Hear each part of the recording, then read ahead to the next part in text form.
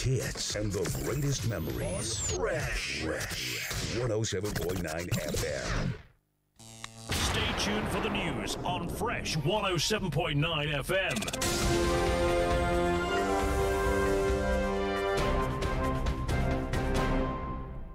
It's 1 o'clock.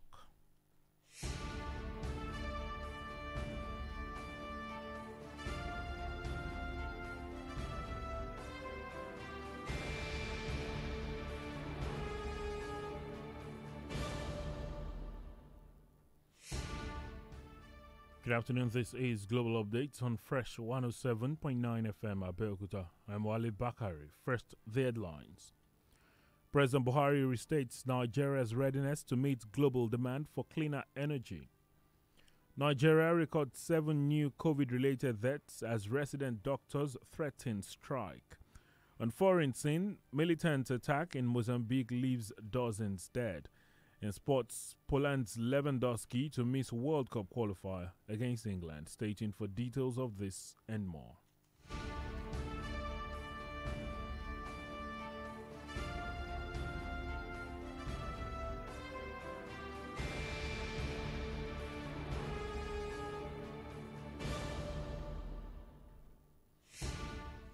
And now the news in detail.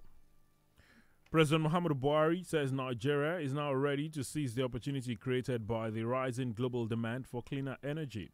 The president stated this during the virtual launch of the Decade of Gas conference from the council chambers of the presidential villa earlier today. President Buhari expressed optimism of Nigeria's capacity to utilize gas resources to boost the economy and drive industrialization. Our major objective for gas sector is transform Nigeria into an industrialized nation with gas playing a major role, and we demonstrated this through enhanced, accelerated gas revolution. Remarkable progress has been made to achieve this objective. This includes developing gas infrastructure, promoting domestic utilization of LPG and CNG, commencing the process of commercializing gas flares, development of industrial and transport gas markets, and increasing gas to power. We also kick-started other policies and projects like the natural gas expansion program, auto gas policy, and the construction of the 614-kilometer Ajaokuta-Kano gas pipeline. After a thorough review of these laudable achievements and successes in the gas space, we acknowledge that Nigeria has still more work to do in the gas space.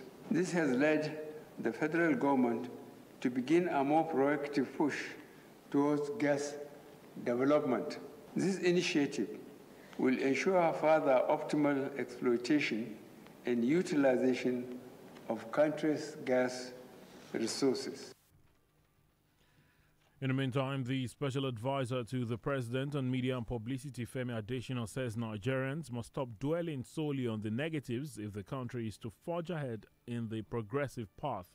Mr. Adesina made this assertion while appearing on a television program, arguing that there are silver linings in the sky.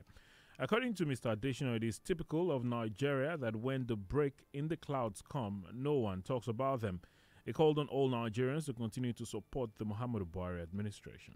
In any nation at any given time, it is not enough to just focus on the negatives. In any country in the world, if you want to focus on the negatives, there will be more than enough for you to see and to talk about.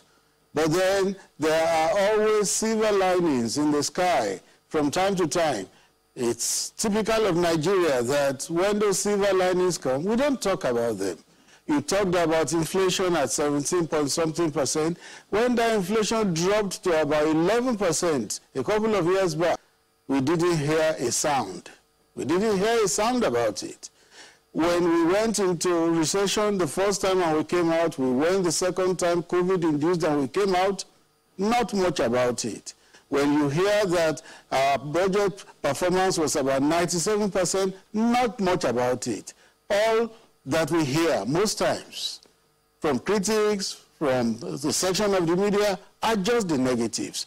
Let's realize that in Nigeria, there are positives. In economy, in security, in all spheres of life, there are positives. It depends on the one we want to focus on.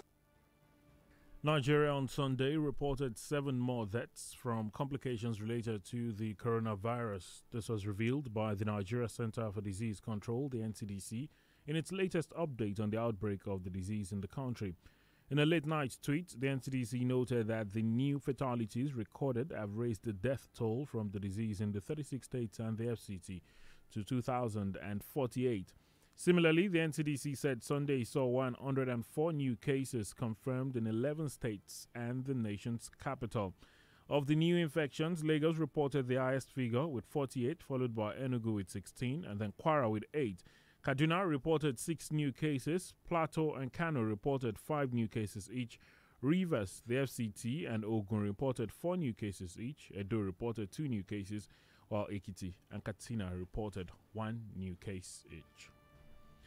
Meanwhile, leaders of the Nigeria Association of Resident Doctors, NAD, have revealed that their members will embark on a nationwide strike from Thursday, April 1st. In a statement jointly signed by NAD President Dr. Uyilawa Okwasuyi, its Secretary General Dr. Jerry Shogun, and its Publicity Secretary Dr. Dotun Shikoya, the union said the industrial action would be total and indefinite should the federal government fail to meet its demands. NAD explained that the decision to go on strike was taken at the Extraordinary National Executive Council of the Union held on Saturday at the National Hospital in Abuja. The doctors called for the immediate payment of all salaries owed to all house officers as well as their members in all federal and state tertiary health institutions, including March salaries, before the end of March 31st. The union resolved to call for the upward review of the current hazard allowance to 50% of consolidated basic salaries of all health workers, as well as the payment of the outstanding COVID-19 inducement allowance. Now, the Edo State Gubernatorial Election Petitions Tribunal sitting in Benin City is set to deliver judgment in the 4 petitions before it, following the conclusion of hearing and adoption of addresses. 3 of the petitions have their major issues bordering on the qualification of Governor Godwin Obaseki to contest the election. A 4th petition, counsels on both sides had argued over whether the issue was unlawful substitution or exclusion of the candidate of the sole petitioner. The 3-man tribunal is chaired by Justice Yunusa Musa and as Justice Suleiman Abubakar and Justice Olufumilayo Stanley as first and second members. The tribunal is also scheduled to deliver a ruling on some applications which it had reserved until the final judgment. You've been listening to Global Updates on Fresh 107.9 FM at Abeokuta. Still to come on the foreign scene, militant attack in Mozambique leaves dozens dead.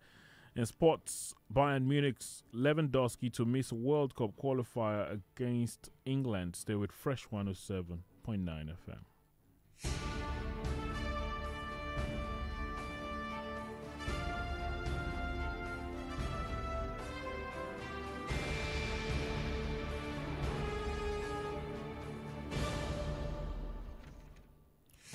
Many thanks for staying with us on the foreign scene now. Dozens of people have died following an attack on the town of Palma in northern Mozambique.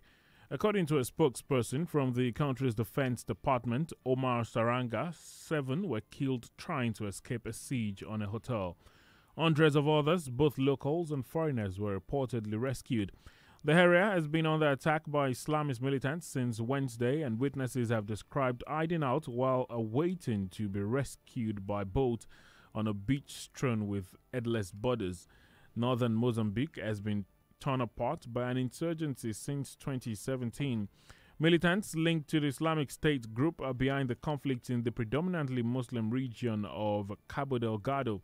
The fighting has left more than 2,500 people dead and 700,000 displaced. The trial of Derek Chauvin, the white American policeman accused of killing George Floyd in May last year, is due to begin later today. Mr. Chauvin was recorded by passers-by in the city of Minneapolis kneeling on the neck of Mr. Floyd, who was black, for more than 9 minutes. The incident sparked protests in the U.S. and across the world against police brutality and racism. Mr. Chauvin, who is one of 4 officers involved to stand trial, is facing the most serious charges of the 4, including second-degree murder, which carries a sentence of up to 40 years in prison. In order to secure a conviction, prosecutors must prove that Mr. Chauvin's conduct was a substantial causal factor in Mr. Floyd's death, while Mr. Chauvin's defense team is expected to focus on the fact that Mr. Floyd used drugs before his arrest, which may have contributed to his death, along with underlying health conditions and whether Mr. Chauvin followed police procedure. Firefighters in Indonesia are working to put out a massive fire that has broken out at one of the country's largest oil refineries. The fire broke out at the Balongan refinery run by state oil firm Pertamina at 12:45 local time today. At least 5 people are injured and around 950 residents have been evacuated to safety. A handful of people have been reported missing as the cause of the fire remains unclear. Television footage and videos on social media showed the fire still raging on this morning, with a plume of smoke rising high above the refinery located in the West Java province. In business, a huge container ship that has been stuck across the Suez Canal for almost a week has been freed from the shoreline. The Suez Canal Authority announced that the course of the 400-meter-long Ever Given has been corrected by 80%, adding that further efforts to move the boat would resume later today. The Ever Given has been blocking one of the world's busiest trade routes, forcing companies to reroute their ships and causing long tailbacks. The reports that the ship had been freed raised hopes that traffic along the canal could resume within hours, clearing the way for an estimated $9.6 billion of goods that is being held up each day. According to the Suez Canal Authority, 367 vessels are waiting to pass through once the ship is moved to a waiting area in a wider section of the canal. In sports this afternoon, Poland striker Robert Lewandowski will miss Wednesday's 2022 World Cup qualifier against England at Wembley with a knee injury. The 32-year-old Bayern Munich player limped off during Sunday's 3-0 win over Andorra after scoring 2 goals. The Polish FA say he faces up to 10 days out with ligament damage. Lewandowski now has a race to be fit for Bayern's Champions League quarter-final first leg match against Paris Saint-Germain in 9 days' time. Lewandowski has returned to Germany for further treatment on the injury. Before we end the global updates on Fresh 107.9 FM Abeokuta, here's a recap of the main stories.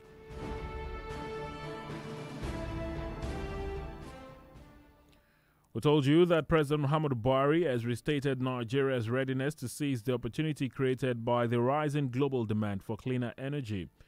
And foreign dozens of people have died following an attack on the town of Palma in northern Mozambique. We also told you in sports that Poland striker Robert Lewandowski will miss Wednesday's 2022 World Cup qualifier against England at Wembley with a knee injury. That's global updates on Fresh 107.9 FM Abeokuta. The news was edited by Omoyemi Adesoye and Wale Bakare. Thank you for listening. Good afternoon.